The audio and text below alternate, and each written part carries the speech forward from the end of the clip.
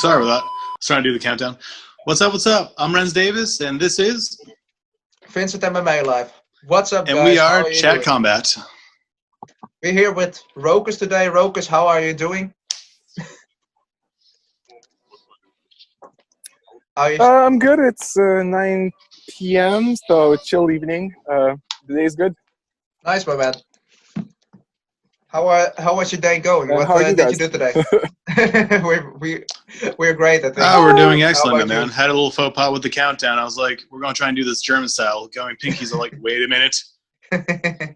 I kind of regret that. That really did seem disrespectful. I want to apologize no problem. very We can much. edit it out. Luckily, that was not recorded. That's the good news. No, it's good. Yeah, my Thank you very much for understanding. Yeah, no worries. So my day is good. Kind of a regular day. Published a video. I also conducted an interview before going for an interview with you guys. Oh, nice. Walked my dog. Just drank some vodka. Regular. So, hey, you can't have coffee without vodka, man. That's just a fact. I know. It's Lithuania. We're close to Russia, so it's inevitable. First question of today, my man. And some people already know the answer, but some people maybe don't. Why did you? Because we all know, you are still an Aikido black belt. You taught at your own dojo. What was, what happened that you, just closed everything down and went, as a beginner, started your MMA journey? Why did you do that? Yeah. It's kind of a story which consists of various parts. Like there's no one specific answer. If I would say just one answer, it wouldn't be fair. But just to give a brief kind of a sum up of the answers, one part was because Aikido promised to me something that it never really delivered. I grew up in a rough town where I saw my friends getting beat up all the time, and I was attacked many times as well. And I wanted to defend, but I was always kind of a nice guy. And the promise of Aikido really applied to me because it said, oh, you're going to, learn a martial art where you will defend yourself without causing any violence. And I was not a violent guy. So I was like, oh, this is perfect. And then I loved samurai culture and everything. But then the thing is, years and years into it, I never was able to defend myself using Aikido. And eventually I learned that's not really a thing. And that disillusionment obviously pushed me towards questioning if I want to practice that at all. Part of that answer too is that I was a very devoted student, and I lived in an Aikido dojo for 3 years, training daily. And I had a very close relationship with my Aikido instructor. But then later I started to realize there were a lot of bad things about him. He gave me some good stuff too, but there were a lot of, you could say, hypocrisy around him. And I think it's a natural tendency when you split from a person who's influential in your life. You always, it's also difficult to stay doing the same thing which you did with that person. It kind of also creates that negative emotion. And I think the last part is my YouTube channel. I became mostly known for being the Aikido guy who stepped into the MMA. Yeah, well, it's actually it's one of your more popular videos, the MMA versus Aikido. Absolutely, man. Yeah. I actually thought that video was very well made and very enlightening because I saw a lot of the comments and a lot of MMA and JiuJitsu guys, they were very supportive. Yeah. They saw what you did and they're like, congratulations, man, you found the answers. Yeah. Now from here you can find the correct answers. But just to also, hop in on that, in my mind, Aikido is mostly known for their wrist locks and their wrist, kind of throws, in my mind as somebody that never, really practiced Aikido. That's what I'm thinking about, But you try to go for those things in that video, but when he jabbed, you didn't even have time to grab his hand. And that's what most people are saying is a problem with not live drilling, not sparring, because you don't have the timing down and you don't have an idea of how fast somebody can move who's trying to punch you or hurt you in another way. Yeah, absolutely. It's I went into the sparring knowing that I will not perform well, and that's a thing I had to it was really hard to explain to the MMA guy who we are now friends with. But then we didn't know each other. And so imagine I'm calling him up and saying, look, I want you to beat me up in front of the camera. You know, I want to show that my Aikido doesn't work. And he's like, why would you do that? And, you know, I'm a professional Aikido instructor too. You know, but that's And also so, the thing. You are a very brave and honest guy for doing that, because most people wouldn't want to be embarrassed on camera like that, because you probably didn't see it as an embarrassment. And, you know, the most martial artists also don't see it that way. They all, you know, they just see you practicing something, you know, and drilling something. But, you know, normal people, you know, they or people from more the traditional martial arts worlds, you know, they see it as an embarrassment. Yeah. No, it's actually, I think, there were some people who thought it as an embarrassment, although I was happy that, as you mentioned before, surprisingly, a lot of people were very positive about it. I did not expect that. I was expecting that MMA, Aikido people will obviously hate me, and that kind of happened. But I also expected for the MMA guys and BJJ guys, etc., to make fun of me. And the result was the opposite. So that was a lucky thing. Yeah. But you know, I also saw your amateur match, and I'm like, this guy can really fight. You really have the spirit going. I went into the cage kind of really being set up to just give it all I have. Now that I look back, if I'm thinking about the fight, there were definitely some mistakes I did, like crucial mistakes. I learned it's a mistake that many people do, like especially wanting to get the knockout.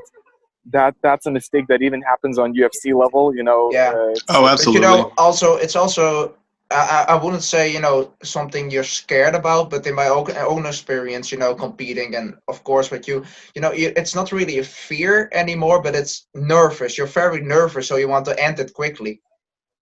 Yeah, I think, well, for me, actually, I wasn't, you know, people ask me, especially people from my Aikido background, because it was so, you know, surreal that I did that. They were asking me, so were you afraid? Or actually, they weren't even asking. They were like, oh, you probably were so afraid. And to be honest, I wasn't. I think I am very good at, I did a lot of meditation in the past. I did a lot of kind of work with myself. And so I can deal with my fear really well. So I wasn't afraid, but I do admit that there was an internal pressure that I was putting on myself, because I knew a lot of eyes are, you know, looking at me. I knew that this video will go public. A lot of people want you to perform well. So I was like, you know, I need to give that knockout. It's going to be awesome. And that was apparently my, you know, mistake that I learned later. I totally get what you're saying, but you know, that's also, it's better to, you know, make mistakes in your first amateur fight and in your first professional fight, I always say. Yeah. No, and the thing is, you know, I spent some time with Coach John Kavanagh, a well-known MMA coach. Amazing coach. He's really incredible. It was awesome, you know, to see you work together with him. Yeah, it was great. It was quite surreal as well. But then we spent some time just discussing about stuff. And one of the things that stuck with me is the way he expressed it. Thing is, I never eventually decided to go, you know, full on the MMA career, at least not yet. But the thing he said to me, said the amateur record doesn't matter anyway. It's like, it's just a gathering of experience. Yeah. And there are some top level guys who also lost like 1 fight, 2 fights, and even like there's some top guys who lost like 2 or 3 fights in a row, the first ones. But that gave them the understanding of what actually the game is about, and that gave, you know, the better picture later on. So you know, it's all relevant. I mean, that's very well said. I like the sound of that. It almost sounds like kind of like almost like a repertoire of art skills. Like no one starts doing like Da Vinci grade art. You know, they usually start with a box of crayons and construction paper.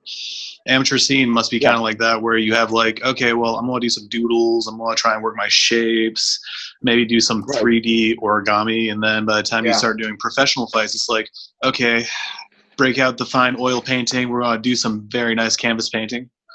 Where's the clay? Come on, we're going to do some sculpting today. Well, you know, it's interesting too.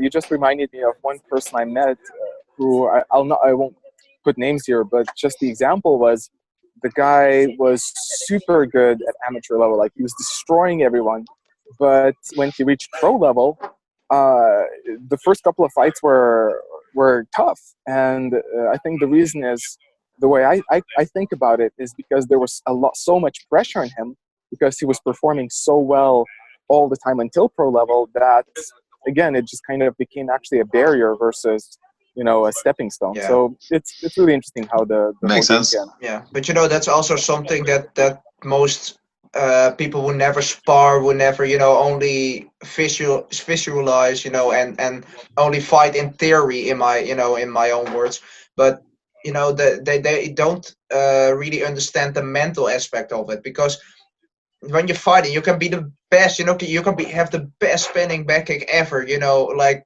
for example Joe Rogan, but he will never be on mentally on the level of, say, a guy like Mike Tyson.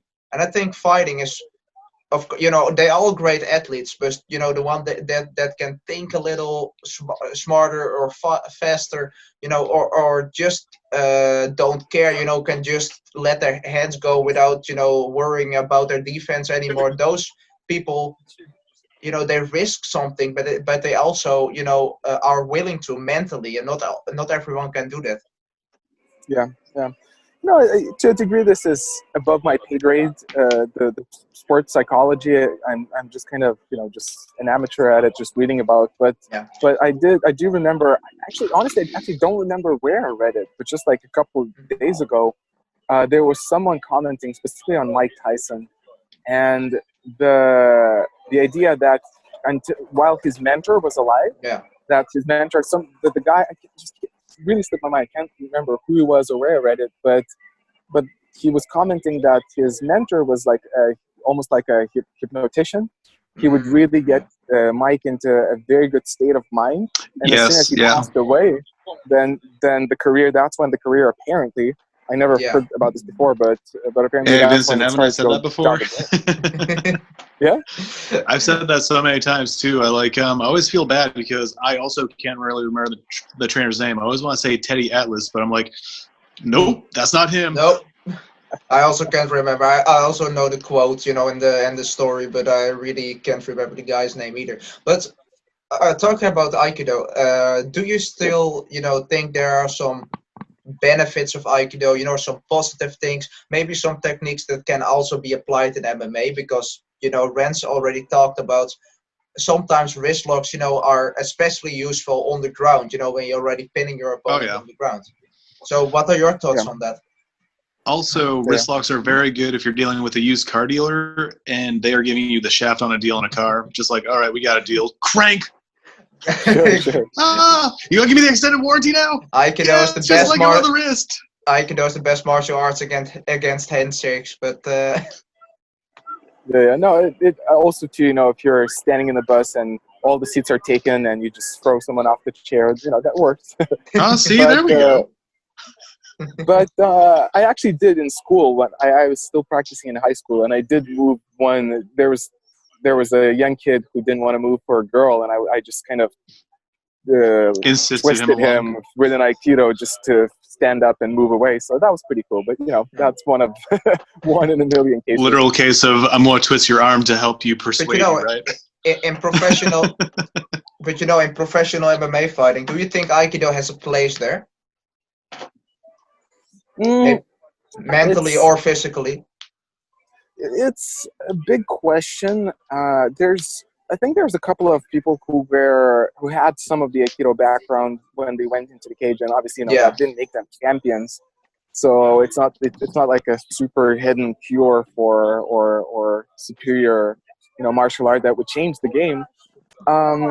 If I would break it down to begin with, whether there's good stuff in Aikido, I'd say yes, of course. But I think that would need to be broken down also to two parts. One is just your regular mindset and lifestyle, and then you talk about movement and community, just the positive mindset, the philosophy. I think that can give good things.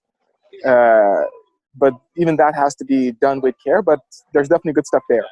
In regards to it being as applied to MMA, I think the thing is, in the end, it's all about the training methodology.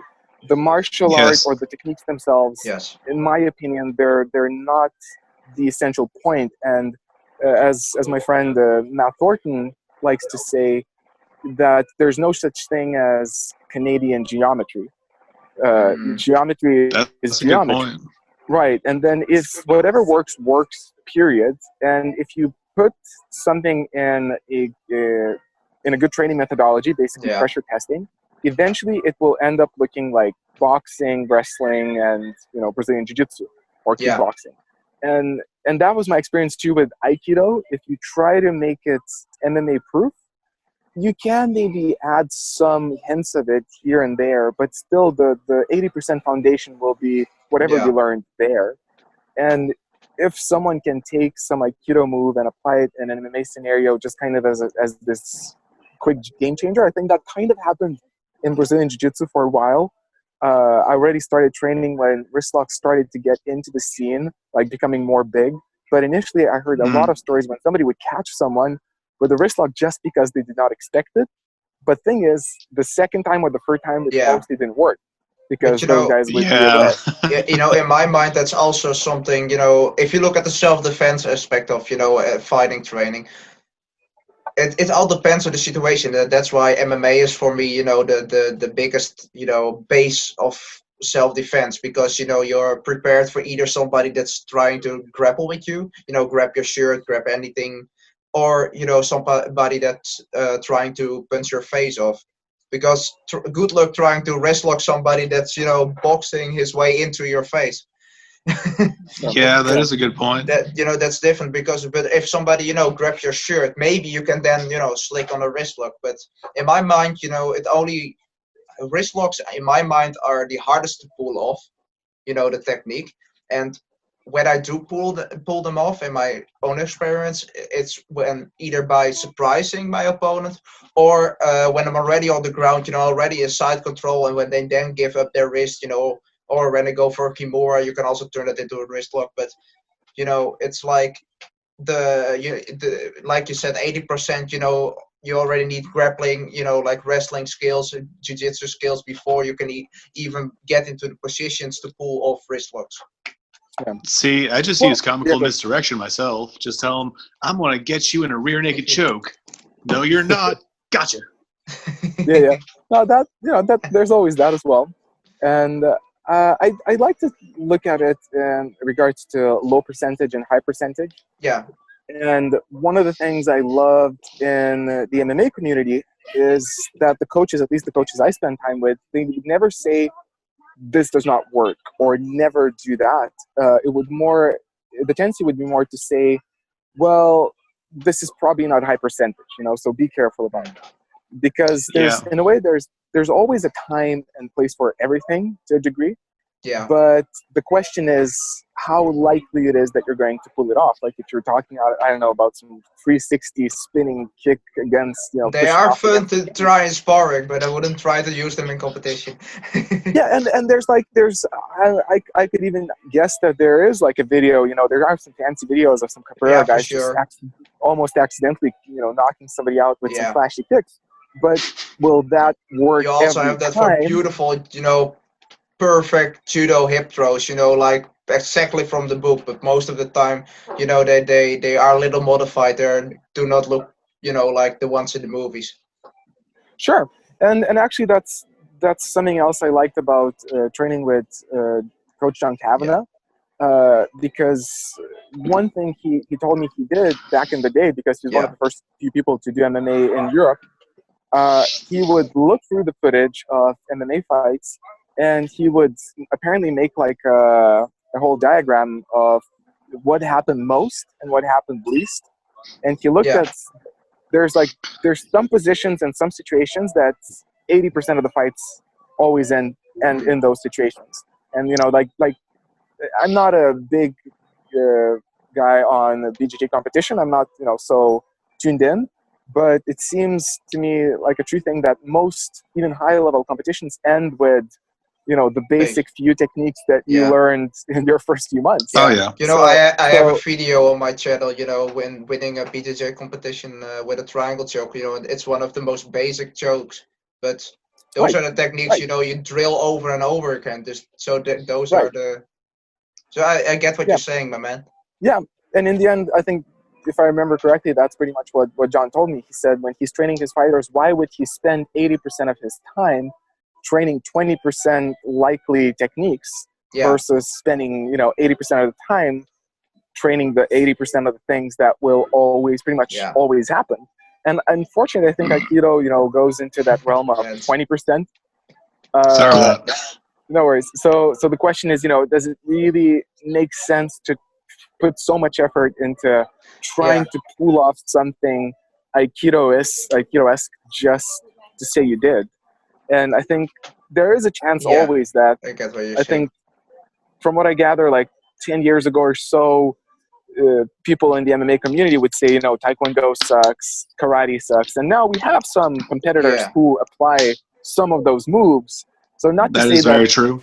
But it's also, what is, it's also what's most popular at the time, because you see karate grew to be very popular, and after that, more normal people, most karate schools, they wanted to be open to the public, so they watered down karate. You can see with some jiu-jitsu schools, you can also see that happening right now. Firas Zahabi, for example, he talked about this on the Joe Rogan podcast. But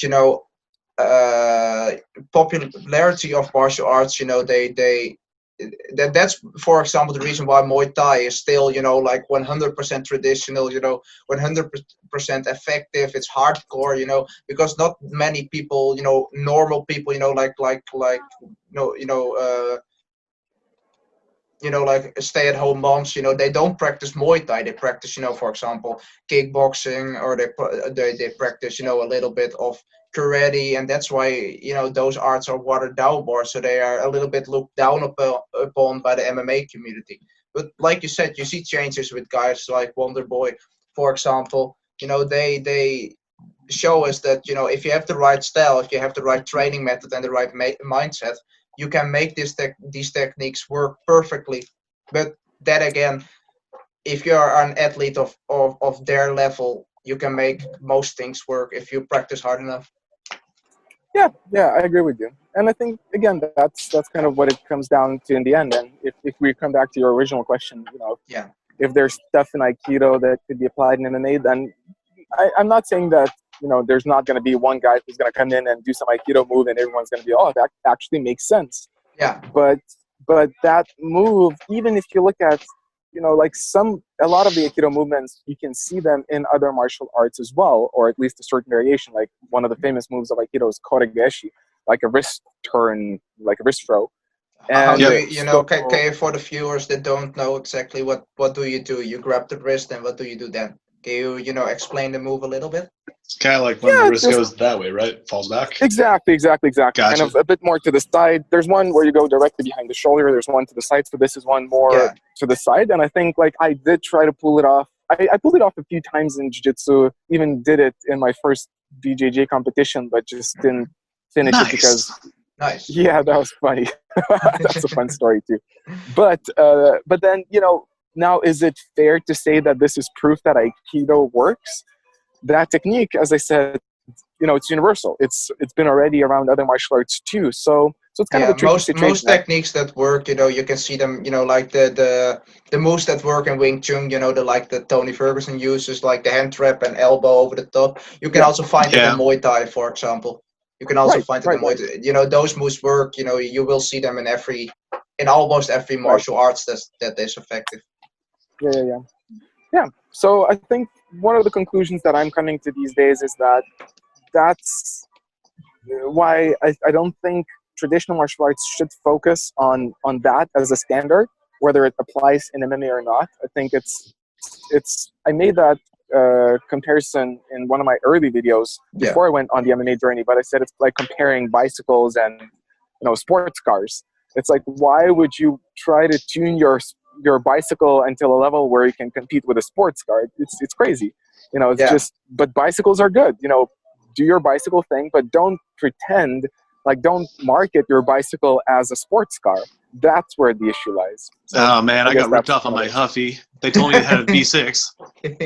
Dang it, 19 years of nothing. $2,000. What? Yeah, I know how that feels. But it yeah. did have streamers and a bell thing, so that's good news. They didn't give me the basket though. Yeah. It's really sad about that. But it does sound like a circumstance of like not all things work all the times, but some things work sometimes. Absolutely. Yeah. Like Yeah. if you had 10 out of 10 times, I imagine that certain situations will dictate that maybe Aikido could be useful in one of a few of them, perhaps. I saw one video on the entire internet that had, Aikido working perfectly. It was from a guy who was holding a knife or a gun, I don't remember. But a police officer, he snuck up behind the guy, grabbed his wrist, and did, what's it called? Like the takedown that you just mentioned. That's the same movement that we spoke about, the Kodegashi. Oh, okay, all right. Did that happen in Brazil? I feel like that happened in Brazil. I believe it did. Or South America. Yeah, I think you're right, Rens. But it was like a perfect. That was a beautiful takedown. To be honest, the cop was like twice the size of the suspect. So. Hey, if someone has a knife or a gun, it doesn't matter what size you are. Just don't get shot or stabbed. No, right? but I mean, that helps with certain techniques. Absolutely. I can make any move work on a 12-year-old, for example. Yeah. I don't know. Those 12-year-olds are quite resistant. Just saying. There we go. Where did we leave off? Wrist locks in Brazil or knife attacks in Brazil? I also had one more question about Aikido. When you, how do I say it? Did some of your students, turn against you when because you were a very young guy for to be already teaching and having a dojo yourself? Did they turn against you or something like that, or were some more supportive? It kind of depends on the stages. I was running my professional dojo for 7 years, and I went through different kind of life stages myself. And also, the student base was changing once in a couple of years. Like, there's some people who stay, but most people change. I think it's normal for any martial art in dojo. But initially, a lot of my first generation students were upset about me, but more because I was promising them things which my Aikido instructor promised. And later I realized, most of those promises were not realistic. And I think that disillusionment kind of made them feel sour, and I can't blame them for that. It was my own fault. At later stages, I was very clear that Aikido is not a self-defense practice. Like, even I had this kind of methodology where a new student, would enter my dojo, I would sit him down, and before the class have like a 5-10 minute chat, and I would ask, why do you want to train Aikido? Why are you interested? And if somebody would say self-defense, I would straight away say, this is not the place. Just go somewhere else. I can recommend you some other places. And I think that honesty and clarity that we were not training an effective martial art made my students more comfortable with my changes later on. And I think it was still confusing for them because Aikido is pretty much against MMA, like culturally, because Aikido is all about peace. But to be honest, that's weird to me because the most, the nicest guys I ever met, were like huge guys who would love MMA, would love to fight, but in normal life they were the nicest guys you would ever meet. Super humble. When I just started, they helped me, become a better as a martial artist. It's weird. As crazy as this will sound, I'll compare it with racism or homophobia, anything. Yeah, discriminations of some sort. The thing is, how many racists do you think know really well a person of a different race? None. Or, how many homophobes? None. Yeah, probably none. And that's the thing. It's easy to keep ideas and strong beliefs about someone you don't know. Yeah. And I think that happened with Aikido, is because Aikido people, a lot of Aikido people, especially these days, things are slowly changing. But I think back in the day, very few Aikido people would expose themselves to that type of training, and there was this illusion, which also, the videos would generate because you would see highlights of bloody knockouts, and they would come to an assumption that, these are brutal, evil people. And also, 30 years ago. From I spoke with many people who did MMA for ages now, and I heard stories that back in the day, MMA was more or less like a fight club. You would Pretty go much. to you would go to an MMA gym and you would just fight. But that's also, more of an assumption. But some gyms are still like that. Some gyms, are still like, Sure. we want to knock each other out all the time, in training, which is very bad for your brain, guys. Don't do it. Go about 10%, to the head for anybody. That's listening, in sparring, because that way you keep your brain so you also become better as a fighter. But Absolutely. on the other hand, you have some legit karate schools like we talked to Sensei Seth. I think you know him. Sensei cool. Seth on YouTube. Seth Adams on YouTube. He's well known for the bottle kick. If you don't know him, please go watch his videos. He's awesome. Okay. He's an amazing karate black belt. He sparred with Wonder Boy and he landed 2 kicks in the video.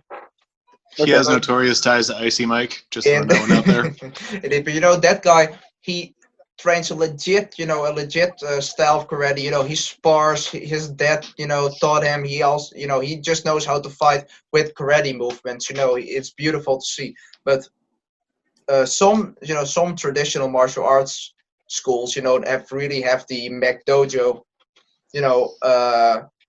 fight going on. They never spar, they never test their techniques. They have techniques that a real a person who even has a little bit of street fighting experience, they already say this wouldn't work against a human being. But on the other hand, you also have that with MMA gyms, that are just they spar just way too hard sometimes. Some gyms do. So some gyms, traditional or modern, they really if you had a bad experience, at such a gym, you really, that's your mindset from that moment on. If you didn't visit another gym. Yeah, sure. And I definitely had that. That idea was ingrained in me as an Aikido practitioner. But as you said, I had the same experience myself when I started going to JiuJitsu gyms and MMA gyms. My experience was 95% positive. And even if there was something negative, then that usually turned out to be like a one-time thing. So yeah. Yeah. Absolutely, man. Go. Yeah, so something I do find really nice about the martial arts is it's not exactly what you call, something that everyone trains. It's not just one race or one gender. We all kind of train it together. Yeah. Like when I hop on the mats to do jiu-jitsu, when I do karate, kickboxing, it might sound kind of interesting, but, I don't really see genders. I just see someone that's potentially going to arm lock me or punch me in the face and just like, all right, this is fun. Mortal Kombat time. Yeah. It's a really nice feeling. Yeah, I'm with you. And I thought a lot. For me, personal development, personal growth is a very important part of life. And that's one of the reasons why I initially fell in love with Aikido, because it was promising to give that. But having that mindset, I did ask myself a bunch of times, so what is this martial arts thing? And some of the things I appreciate about it as well is similar to what you said. One is it's one of the few places where social background doesn't matter. Oh, yeah. Like, you can be rich and you can be, per se, poor. Yeah. And you'll train together like equals. People, a judge, boxes with somebody, that works in construction work. Yeah, and so that's a beautiful part of martial arts, because not all places offer that. Another aspect is obviously community, which kind of follows from that. And I think one of the reasons why jiu-jitsu is so big these days, because it's pretty good at developing communities. Yeah. And it's something that people miss these days, is these authentic connections. And to add something on top of that, especially with jiu-jitsu, physical touch.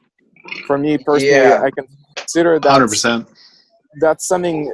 I've never dug into those studies, but there are talks of studies of that apparently if a child grows up without having parents who had physical touch with them, that they don't develop fully. Yeah.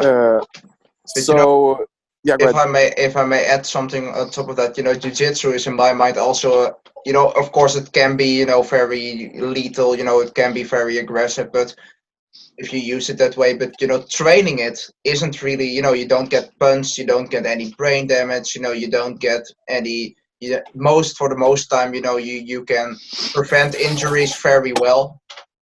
Yeah, sure. Yeah, no, it is wonderful. It works for the white collar because you don't get a black eye, or I mean, not often. Yeah. And sometimes and you get an elbow to the face on accident. Right. And another reason I like Brazilian Jiu-Jitsu particularly is because it's attractive to intellectual people. Like it's a good marketing perspective for it, which I use sometimes myself. I say it's like chess with human beings, chess with bodies. Yeah. And the Jiu-Jitsu school I sometimes go to in the city I live in now, in Lithuania, I learned that most of the people there are programmers, like IT guys. And it just makes sense, and apparently they were telling me that it's becoming a big thing around IT guys. So yeah, it's a great thing. That's very nice to hear. Absolutely. I actually hear that there are some like IT people that work at companies, and the company actually has their own little private gyms for people to do this kind of stuff in. I'm like, had I known this, I would have done that instead of cooking. Jeez. Yeah. Which I think is pretty awesome. Is there also anything you miss about Aikido? Myself, if I miss something, the main answer is no, and maybe it's still a stage I'm going through. Something I realized as I went along was that I admit that on record a number of times that I threw the baby with the bathwater.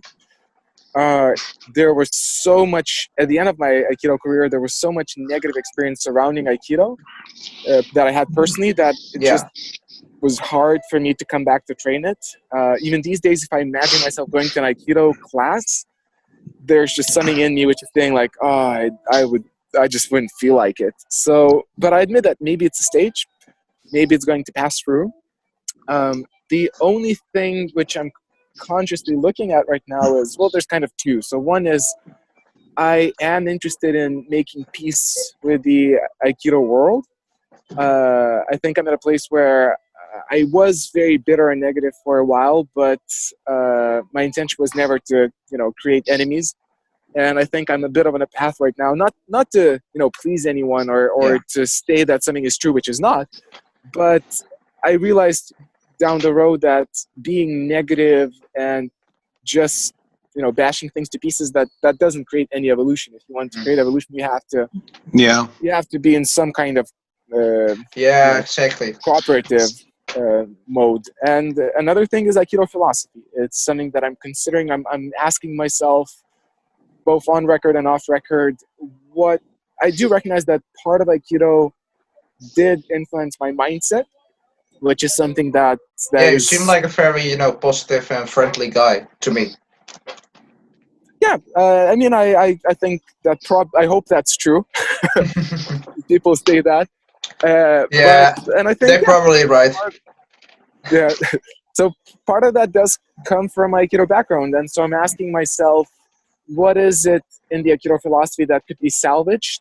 And also, too, I recently, especially these days, I'm thinking a lot about, well, one of the key words in my life is value, or providing value, and even a better thing is unique value. If you would ask me what's the purpose of life, or at least my life, I would probably state at this moment that it's creating unique value for others and enjoying the process. So when I ask myself what unique value I can give, obviously that's, for me, it's a mix of two things. It's what I call natural leanings. So basically what I'm naturally inclined to do. It's like something that I can do for hours and hours and it doesn't bore me. That means I will get good at it. And the other is my skill set. It's my unique experience, what I am more knowledgeable and experienced in than most people in the world. And naturally, that's Aikido, and that's my journey with mixing it with mixed martial arts and Brazilian Jiu-Jitsu, meeting all these coaches. There's a unique perspective that I can offer to the table, and that can even be more enhanced and made even better. So that does make me consider to come back to that subject of Aikido and trying to do my best, because there's millions of people literally who are training Aikido across the globe. There's thousands of people who are in a similar condition that I was in or are at right now. And to chip into that conversation and to try to help that community evolve, at least not like, coming in, because some people wanted me to be a savior. They're like, oh, you should save Aikido. I'm like, that's not the way it goes. But to But by the come in way, and yeah, talking good. about that, would you ever, make a? I think you did some videos on it, but would you really, make a series on fixing your Aikido? Something like, like grabbing a wrist lock, that doesn't work against in most situations, but showing something that it can work, a situation or a position or anything like that, or maybe even modify the technique. I did try that, and there's some videos like that. Yeah, There's one time when I met a friend who's a bouncer and a very good coach in boxing and experienced in MMA, and we tried to work through like seeing what could work in Aikido. I also filmed some videos with my friend Nathaniel Chalkin, who's been a high-ranking Aikido instructor and then turned to BJJ and MMA, and he did some applied Aikido. But yeah. thing is, Doesn't he in also the end, have a YouTube channel? he Or does. It's not a very active big channel, but he does no, some but I have saw some. some videos indeed. You featured him in your channel, I believe. Yeah, Or said something about him. Like a analysis or something. I remember yeah, that indeed. yeah. There's some videos of him and me on the channel, and eventually, though, my conclusion was the same as I said Mhm. before, that the question is, why. One question is why I would do that, and Yeah, if the purpose is great enough. And maybe also too, there was a stage where I said I'm not the right guy to do that. I didn't have. Right now, I'm still like a BJJ blue belt and amateur MMA fighter at best. And there's better guys who did Aikido for as long and even longer than I did, and did those things for longer. So I think there's people who are even more capable than I am to yeah. do that. But you But in do the end, have to also too, remember because you say maybe I'm not good enough because I think you have a very unique perspective on things. I think you're a very positive and smart guy. So you don't have to say that. Like man, like don't say that you're maybe not good enough because I don't care at what level you are. You can share your opinion and your views, and people seem He to does like have a it. good point.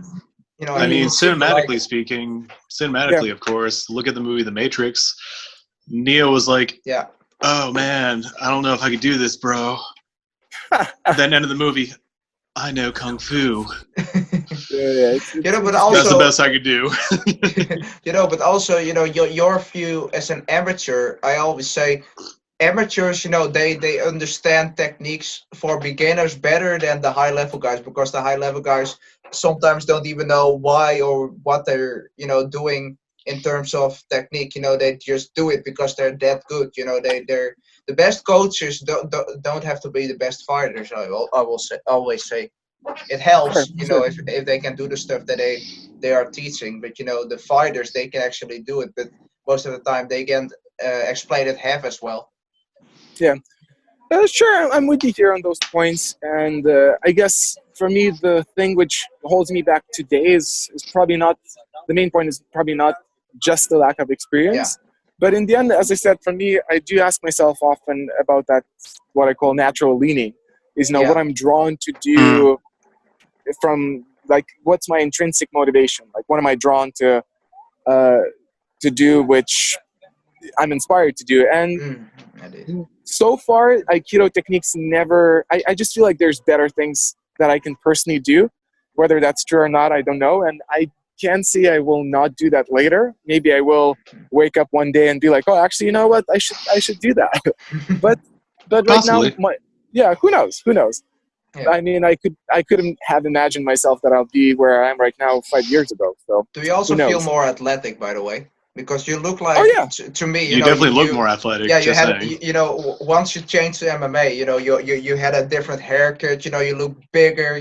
Like more yeah, muscular. You had a, I don't want to say a You had different a face, very but you're, interesting renaissance and transformation in a yeah, matter of indeed. speaks, sure. yeah. You were more like, more like a smiley guy, and normally you were well, you were positive when you explained Aikido, but you were more, like a strict guy, like really, like really You upright. channeled that Bushido thing. Yeah, indeed.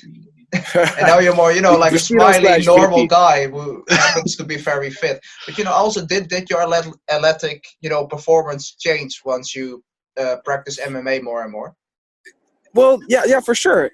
There was actually an interesting thing that happened through this journey. So one thing I have to say is my girlfriend says that at least one of us has to have big boobs. So I'm working hard at that. She said that on our first date, so I worked hard on that. But aside from working on my, pecs, what's interesting is that when I was a teenage guy, I used to train a lot, and actually I had a very good physique. I think. I mean, I weighed more than ever. Let me break you one more time. If I wanted, to challenge my girlfriend with that, I had to work way too hard to develop bigger ones. But well, it's not so much the case right? nowadays. I hear there's doctors in Thailand that can totally make that boob problem really expand. I think it's not solvable. that I It would depends, go to Thailand. whether you want to make it Yes. organic or not.